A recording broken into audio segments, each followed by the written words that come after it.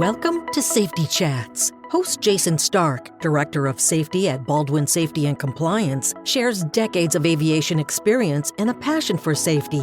Let's get started with this week's Safety Chat. Hey, everybody. Welcome to the Baldwin Safety Chat podcast. This is the podcast where we talk about safety management, safety systems, human factors, well, you name it. I think the last one we talked about heat and dew points, just stuff to help us do our job better. Would always love to hear what you've all learned and would love to learn from you guys. But today's podcast, this is actually kind of a funny story. So today's podcast, I've already recorded. I was doing a rant and I did the whole thing with the mic mute on. It's probably good that one to get out because I was getting a little emotional, but I'll probably get emotional again. But yeah, the mute was on and I go back to listen to it. I'm like, oh man, that's awfully quiet. That's because, yeah, like I said, the mic mute was on, but I have indicators now telling me that everything is working. So what was the rant about? The rant was about Stockton Rush and the Ocean Gate submersible, Titan, I believe it was called, that was going down to see the Titanic. But I'm sure that's been in the news, obviously, since Sunday, since they lost contact. And it's been in the news every day since. So we may be a little news fatigued about it. And it's very sad. It's very tragic. Those passengers, and even Stockton, losing their lives. But there's something about it that really bothered me. And I'm not going to talk about the fact that Stockton Rush even admitted that breaking rules is cool. He didn't say that directly, but he said even MacArthur broke rules. And he says, you remember for the rules you broke. And he said he might have broke rules by using composites for this submersible. Underneath that much, that's a lot of weight. You're that far down, 12,000, 13,000 feet, whatever. That's a lot of weight on top of you. So the pressure is just absolutely crushing. And the fact that he said himself, he even violated rules in building that. And apparently people were fired that questioned building process. They're fired. But I'm not going to talk about that. I'm not going to talk about the fact that news report stated, the newscasters that went out there to visit, they stated that the thing looks like it was just cobbled together. I guess it was like a Nintendo controller that was used to steer it. Rusty old pipes that were described as something you might find in a junkyard were used for ballast. I'm not going to talk about that. I'm not going to talk about the fact that there was no regulatory oversight or certification of this vessel. And as the passengers, I would have to wonder about that. Picture in our world, you got a buddy who has cobbled together an aircraft, a jet aircraft, on spare part, recycled material, and the yoke is an old Atari joystick. And he or she wants to take you on like a hurricane hunter trip in this cobbled together airplane that the FAA was no part of. And I know the FAA has had a few missteps in the past as far as certifications, specifically the MAX, but thank goodness for the FAA and the certification process. But imagine taking that trip into the middle of a hurricane and something that was cobbled together with scrap metal and old parts by a person who is not afraid to break the rules. I would probably think twice about getting on that. In fact, I wouldn't even think twice. No, I wouldn't get on it. But this is all in hindsight, so I have to be fair. But I'm not going to talk about that. What I am going to talk about is a comment that Stockton Rush made, stating that, and I quote, at some point, safety is a waste. And then he goes on further to say, to be safe, or if you wanted to be safe, and I'm paraphrasing here, you wouldn't get out of your car. You wouldn't leave your house. And when I read that, the arrogance of this individual just infuriates me. And the reason being is in his mindset, and what some of the mindset is out there, is that he's thinking that safety is the absence of risk. And I come to that conclusion, one, first by saying at some point safety is a waste, and then reaffirming it with you basically wouldn't live your life if you want to be safe. What he's insinuating is that safety is the state of absence of risk. But we know better. We know better. Safety is not the absence of risk. And there's a few definitions when it comes to safety. Obviously, we know the one very well, that safety is risk that is mitigated to as low as reasonably practicable or something that we can do in practice.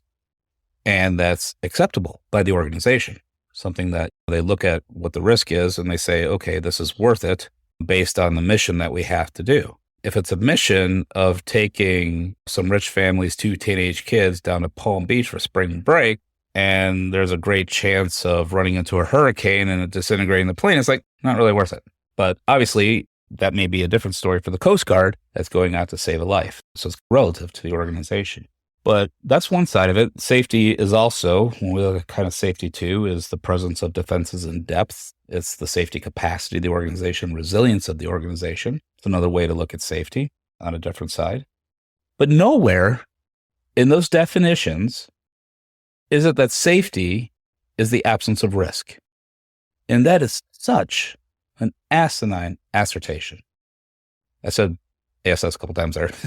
What I said, but that is an asinine assertion that this is how we look at safety. And like I said, we know better. Our jobs, as far as safety managers in a safety management system, is not to be the wet blanket, to be the buzzkill. And that's kind of what he's insinuating, that anybody dealing with safety, we're kind of a waste. I don't know what he means at some point. I don't know where that point is. And we could speculate that, okay, yeah, if we're spending all our money on protection and basically not doing anything, as he was suggesting, not walking out the door, lock the planes in the hangar, yeah, okay, then in the name of safety, that would be a waste. But that's not our job. Our job is not to be the buzzkill. Our job is to inform. Our job is to allow the organizations to take the risk to grow the company, but do it smartly, do it wisely, and then be informed on what the risk is so that we can reduce the risk so that it comes to something that's acceptable in terms of what the mission is. Now, there was this podcast I listened to, and for the life of me, I can't remember the name of the individual. I think it's a sign of getting old. But there's this individual being interviewed, and he's a very rich guy.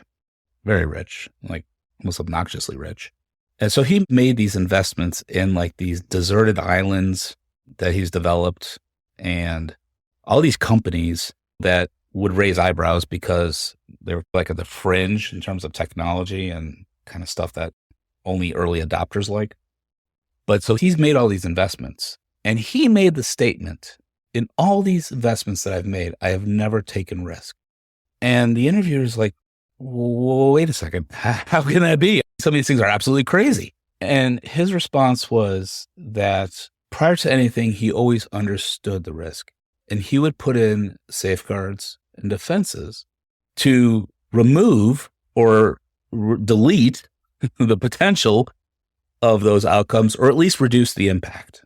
And so in his mind, he wasn't taking any risks that wasn't acceptable. And he didn't have this huge appetite for risk and throw caution to the wind. It was more the fact that he understood what the potential outcome could be, and he put measures in place to reduce the chance of that outcome happening or the impact that outcome would have. And that should sound very familiar to what we do with mitigation and risk assessment. But the fact is, that is our job, right? That is what we do. So hypothetically, let's say we're working for a company that runs high net worth individuals between New York and Las Vegas every weekend to gamble. And this is based on a true story. But let's say we do that every weekend. We fly them out there Friday night and let them do their thing and return them Sunday afternoon. And that's all the flying we do. I'm not saying that there's not risk with that, but it's pretty straightforward. And at least every time I went into Vegas, it was always clear. I could see it from 300 miles out, lighting up that valley. But let's say now all of a sudden, these investors are like, okay, I've got this exploration bug. I want to take our plane down to the Antarctic. And so let's say you have a G4. Okay, we're going to the Antarctic with G4. And if our first response out of our mouth is, no way, in the name of safety, I condemn you. That's not the right answer. The right answer would be, let's understand what the risks are so that we can work to reduce the probability and or severity of the risk associated with doing that so that we can make it happen. And when we come up with the risk and after mitigation, we're going to have the resulting level saying that, okay, unless we not do this trip, we really can't reduce this risk any further. Unless obviously if we spend money for you to go on a C-17 out of something, but they don't want to do that. And at that point, then it's a talk, it's communication like, okay, is this worth it? In terms of the company. Is this worth it? Is this something that we can live with? Is this risk we can tolerate because of the importance of the mission? Or is this something that, you know what, we're going to find something else or we're going to find another way? That's the conversation we need to have.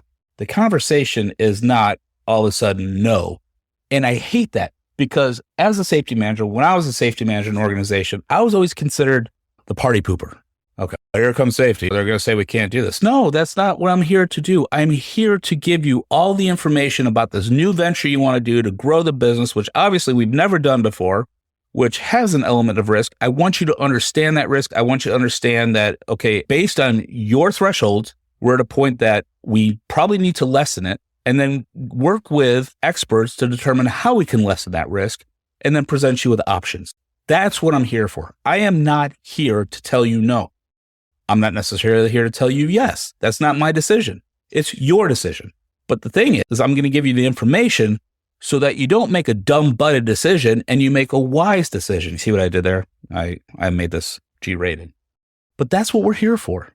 And when Stockton Rush, rest his soul, said that safety is a waste and likened safety to a definition of absence of risk, really infuriated me, because if your CEO or your primary or the head of your flight department has that mindset that safety is a waste, that safety is all about not even walking out the door, what do you think is going to happen when they want to start doing new ventures and they want to start taking more risks and they have an appetite for risk?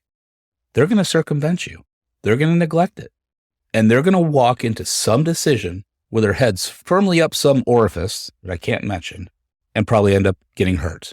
And this is what we saw here. So again, I don't want to Monday morning quarterback this thing, but I think, this is my opinion, I think this man's arrogance was causal to what happened to those poor people. And it's sad. And I know that's a very strong statement. And I know it's very opinionated, to say the least, but that's what I think. And we don't want our CEOs to have that mindset. We don't want them to think that safety is there as a buzzkill to tell us no. And the only reason that we have a safety officer is because either the FAA is telling us to, the ISBAO is telling us to, BASC is telling us to, that you're a token figure that they don't want to listen to. We don't want that. We don't want you to be irrelevant. And if we are postured to say no, if we are postured to say that you can't do anything, then we're going to become irrelevant. Because we are not, despite that stupid NPRM statement saying that we have to say safety is a priority.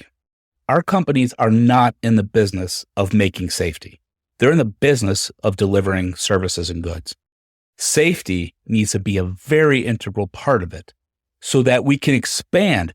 We can take new initiatives, can take risk. We can have an appetite for risk. There is nothing wrong with having appetite for risk. There's nothing wrong with it. But we have to be informed. We have to be informed to make the right decisions. And that's what we're here for. We're here to provide that information to the CEO based on the data, based on expert analysis, to provide that information to say, this is what probably could be the outcome. And as it stands now, according to policy, the risk is a little high. We're talking about probably a good chance of loss of life or loss of the equipment. And we need to reduce that risk. And you work to reduce the risk. And even if it isn't like in the green zone, but it's in that tolerable region, it's something like, all right, it's not wonderful. I don't love it, but can we tolerate it? That's when you got to make the decision to say, that's when they need to make the decision. The leadership needs to make the decision. Is this worth it? There's a potential for this happening. This is the probability of this happening. This is how bad it would be versus this is what we want to accomplish. And if it's flying somebody's poodle to Fort Lauderdale, so the poodle's with them during spring break, but yet the risk is such that there's a good chance that there'll be an accident, I think the answer should be a no-brainer. Let's wait on the poodle. Let's take the poodle another time. Or let's FedEx the poodle. Wait, I should say that would be mean. No, we wouldn't FedEx the poodle, but let's take the poodle another time.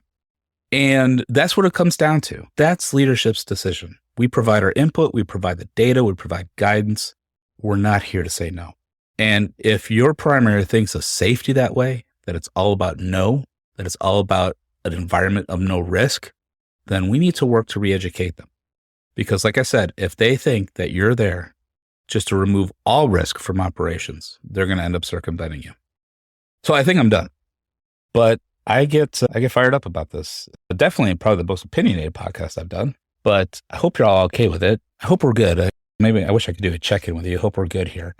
But I feel strongly about this as far as what our role is and what we're supposed to do. Thank you for letting me rant for you on this one. I'll wrap it up here shortly, but if I really offended you, I'm very sorry. But I would love to hear from you either way, what your thoughts are on this. I certainly do not mean to trample on the grave of this man. And I know he's done great things in his life. I'm sure he's a wonderful person. And my heart and prayers go out to his family, the other families. Extremely tragic. But at the same time, that mindset is arrogant and it's dangerous. Yeah, I'd love to hear from you. Let us know, because we truly are here to serve you. And we truly want to make this a source where even if you get like a fraction of a nugget of knowledge, it could be a win. Thank you for what you all do. I know sometimes we have to be the punching bags and help people to understand what we're really here for. And thank you for towing that line and fighting that fight. But in the meantime, I hope you show up at the next pod. Thank you for your time. And until we talk again, be safe. This podcast is brought to you by Baldwin Safety and Compliance, the leader in safety management for the transportation industry. Since 2004, Baldwin has been providing state-of-the-art solutions and 24/7 support to the aviation and transportation industries. Baldwin's clients include all sizes and types of transportation operators. Baldwin provides safety and related business services to commercial and non-commercial transportation operators, medical transporters, FBOs, MROs, airports, flight schools, UAS operators, firefighters, OEMs, ground transport operators, and others.